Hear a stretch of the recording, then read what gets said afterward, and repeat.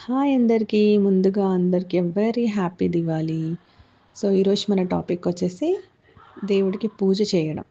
So, దేవుడికి పూజ ఎందుకు చేయాలి?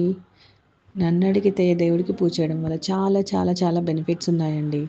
సో, ఫస్ట్ ఆఫ్ ఆల్ ఏంటంటే మనము దేవుడిని నమ్మి అంటే ఒక శక్తి ఉంది, ఒక ఎనర్జీ ఉంది అనేసి నమ్మి దేవుడికి పూజ చేయడం వల్ల మనకొక పాజిటివిటీ అనేది స్టార్ట్ అవుతుంది. పాజిటివ్ ఎనర్జీ అనేది మన నుండి స్టార్ట్ అయ్యి మన చుట్టూ ఉండే వాళ్ళకి స్ప్రెడ్ అవుతుంది.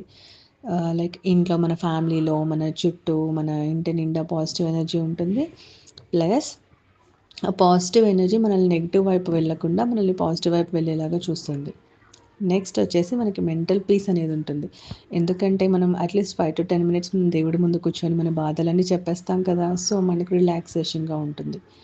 ఇంకొకటి వచ్చేసి మంత్రాలకి చింతకాలు రా చింతకాయలు రాలుతాయా? రాలవా?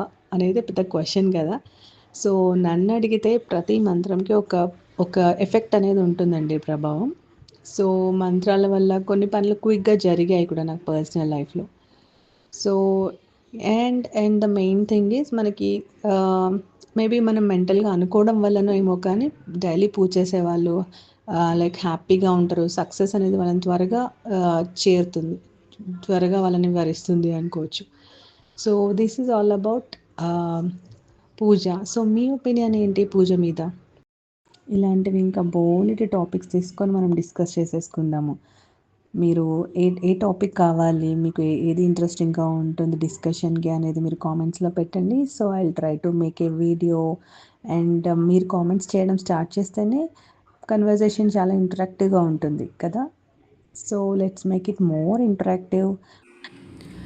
అండ్ మీకు నేను పెట్టే కంటెంట్ నచ్చితే please like, share, comment and subscribe to my SDD Talks channel. Thank you so much everyone. Bye bye.